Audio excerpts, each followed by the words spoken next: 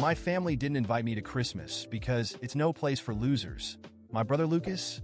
I calmly agreed and stopped funding his children and his wife, Amanda. Now he's going crazy. I was actually looking forward to Christmas this year.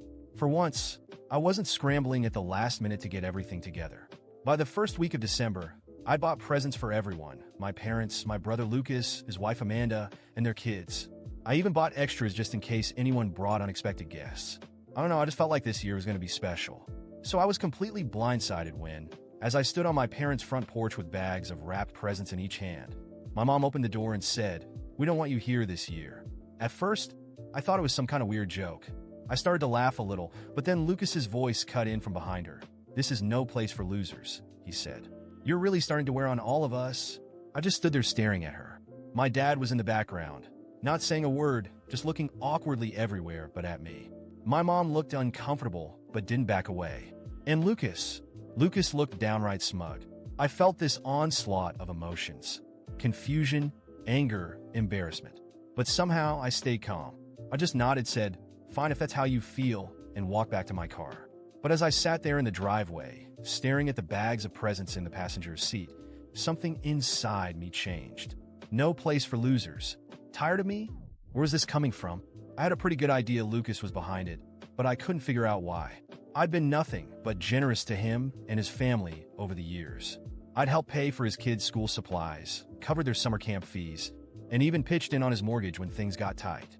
And now, out of the blue, I'm not welcome at Christmas. I decided I wasn't going to leave just yet. I was going back to the door to get some answers. I left the presents in the car and went back to the door. My parents were still standing there, whispering to each other as if they hadn't expected me back. Lucas was lounging on the couch, scrolling through his phone, acting as if nothing had just happened. I didn't bother to knock. "What's going on?" I asked, stepping inside. "Why am I not welcome at Christmas? What did I do?" Lucas grinned without even looking up from his phone. "You really don't get it, do you? You've been slacking off lately.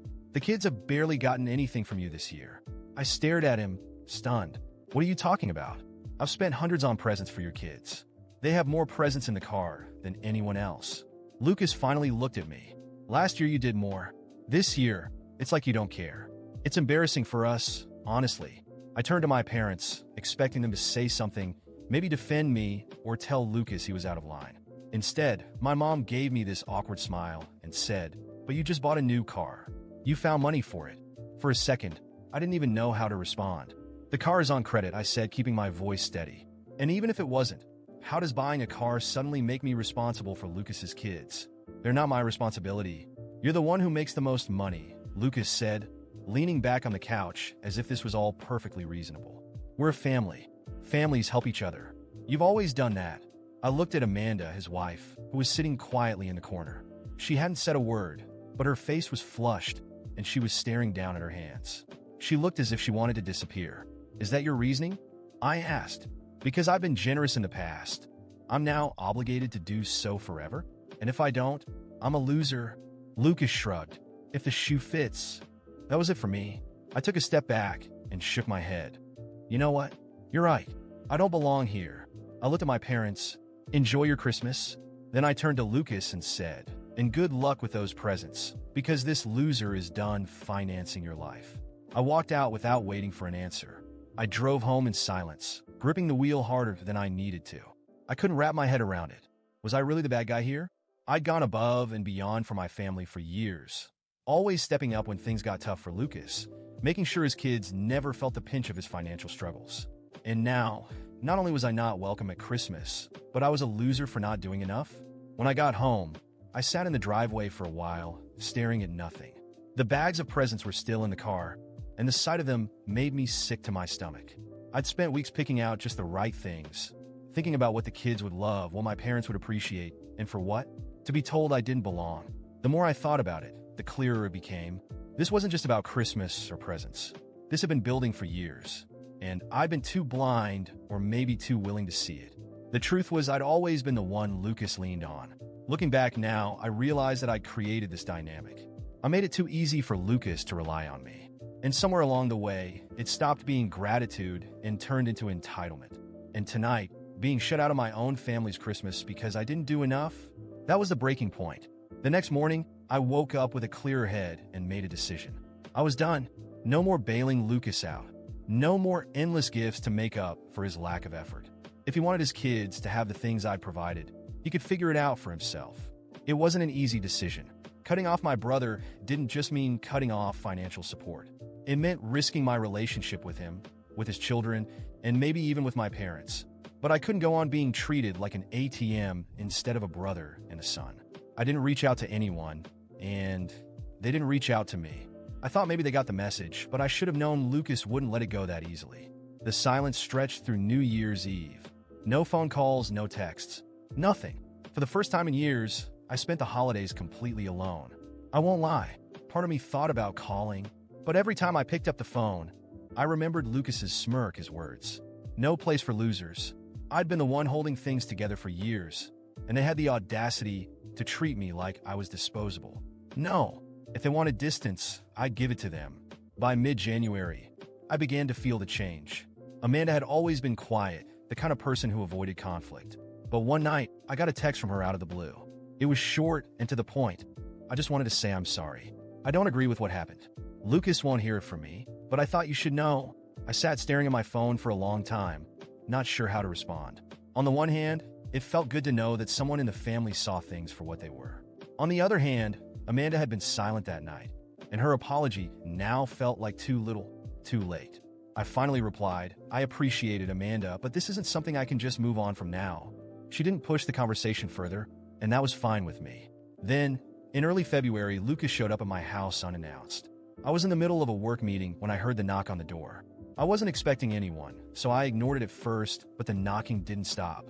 When I finally opened the door, there he was, Lucas, looking more disheveled and frustrated than I'd ever seen him. We need to talk, he said, stepping inside before I could stop him. I crossed my arms. What's this about? He got right to the point. You need to stop acting like this and start helping out again. I laughed, not because it was funny, but because I couldn't believe he meant it. Helping out? You mean paying for your life? I told you, I'm done with that. He glared at me. You're the one with the money. Do you know how hard it's been for us since you decided to act like this? The kids barely have what they need. Amanda's trying to keep it together, but we can't do it without your help. I couldn't believe what I was hearing. Are you listening to yourself right now? You're a grown man. Lucas, you have a wife and children. If you need more money, go out and earn it. It's not my job to solve your problems. You've always helped before. He shot back. Why are you being so selfish now? Selfish. I repeated. You want to talk about being selfish? Let's talk about how you lied to our parents about me, turned them against me, and then banned me from Christmas because I didn't spend enough on your kids. And now you're here asking for more. You got some nerve, Lucas. He started to say something else, but I held up a hand to stop him. We're done here. I'm not giving you another dime, and I don't want to hear from you again until you figure out how to act like an adult. He stood there for a moment, glaring at me, before finally storming out. After Lucas stormed out, I thought that would be the end of it. For a while, he'd maybe complain to my parents, but eventually, he'd figure out I wasn't going to back down. I was wrong. 2 days later, I got a call from a number I didn't recognize. Normally, I wouldn't have answered, but something told me to pick up. Hello? Is this Michael? A man's voice asked. Yeah, who's this? This is Mark Dawson. I'm a lawyer. I represent a client who has recently expressed concern about certain financial matters involving your family. Do you have a moment to discuss them? I froze. A lawyer? What financial matters? I can't go into detail over the phone, he said, his tone overly polite. But it involves financial contributions you've made to your brother Lucas and his family. Specifically, your use of those contributions. Would you be willing to come to my office for a discussion? I didn't know what to say. My mind was racing with possibilities. Had Lucas taken out a loan in my name? Was he using my information for something shady? Or was this a desperate attempt to guilt me into giving him money again? Who's your client? I finally asked. There was a brief pause. I'm afraid I can't disclose that right now, but I assure you this is not a lawsuit against you. It's more of an investigation. Against my better judgment, I agreed to a meeting. Curiosity got the better of me, and I couldn't shake the feeling that there was more to this than just Lucas being Lucas. When I walked into Mark Dawson's office the next day, I wasn't sure what to expect. But as soon as I sat down, he dropped a bombshell. The client I'm representing is Amanda, he said, pushing a folder across the desk toward me. I blinked, completely taken by surprise. Amanda? Why would she need a lawyer? Mark folded his hands and watched me closely. She believes Lucas has been using the money you've given him over the years inappropriately. She has reason to believe he's been hiding money from her and from you. My stomach turned. Hiding money? What do you mean? He opened the folder, revealing copies of bank statements, receipts, and what looked like screenshots of text messages. She suspects Lucas has been taking your financial contributions and funneling them into a separate account. Based on what she found, he may have been using the money for gambling and other personal expenses instead of supporting his family. I stared at the documents in disbelief. You're saying all those times I helped him with bills, with his kids' school stuff, that money never went to them? Mark nodded solemnly. It seems that way. Amanda discovered this recently and came to me because she didn't know what to do. She didn't want to involve you at first, but given the circumstances, she thought you should know. I couldn't believe what I was hearing. Lucas had been playing me all along, taking money I thought was going to help his family and blowing it on who knows what. I didn't know whether to feel angry, betrayed, or just plain stupid for not seeing it sooner. Does Amanda have proof? I asked, my voice tense. Mark nodded and pushed the folder closer to me. Take a look for yourself. I leafed through the documents. There were transfers from my account to Lucas's, matching the times I'd helped him. Emergencies. Then there were withdrawals from his account. Large sums going to a separate account in his name. I saw transactions from that account to online gambling sites, expensive restaurants, and even a few hotel stays. Unbelievable, I muttered, shaking my head. And Amanda knew about this? She only recently discovered the second account, Mark explained. She had suspicions for a while, but she didn't have access to his banking information until she stumbled across some bank statements he'd left out. That's when she contacted me. I sat back, trying to take it all in. Does she want me to do anything? When I left Mark Dawson's office, the weight of Lucas's betrayal was overwhelming. Every piece of evidence presented by the lawyer felt like a stab in the back. He hadn't just abused my generosity. He had intentionally deceived me and Amanda, lying to both of us while squandering the money meant to support his family. I had spent years sacrificing for him, and this was how he repaid me, with lies and ingratitude. As I drove home, anger grew within me. Lucas had always been irresponsible, but this betrayal was beyond anything I could have imagined. The thought of his children, who I thought I was helping, suffering while he wasted money on gambling, luxury dining, and hotels made my blood boil. I decided he needed to face the consequences, not just for what he did to me, but for everything Amanda and the kids had endured because of him. That night, I sat at my kitchen table, the documents spread out before me. Every line was a weapon, every piece of evidence a bullet. If Lucas wanted a war, he'd found the right person to fight. But this wasn't going to be impulsive. It had to be meticulous, calculated, and definitive. First, I scanned and secured all the evidence, storing copies in multiple locations to ensure it couldn't be destroyed. Then I arranged to meet with Amanda.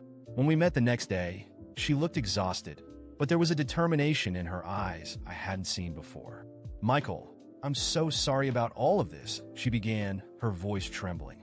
I didn't know what Lucas was doing. I believe you, I replied.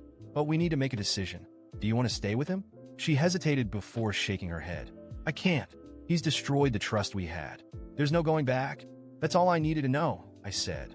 Now let's make sure he faces the consequences and understands what he's done. I spent the following weeks meticulously planning every step.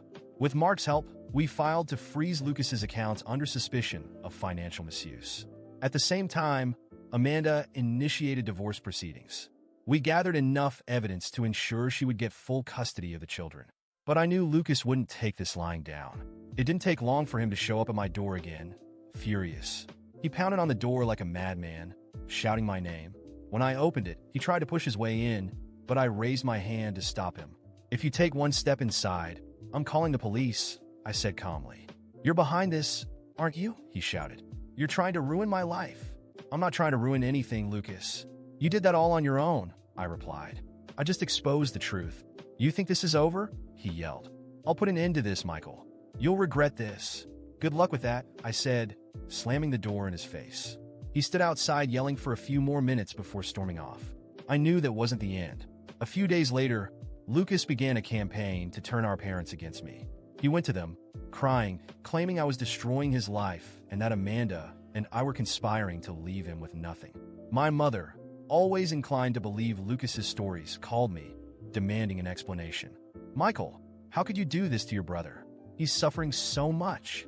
You want to know what's happening, Mom? Fine, I said. I'll show you. The next day, I went to their house with all the evidence.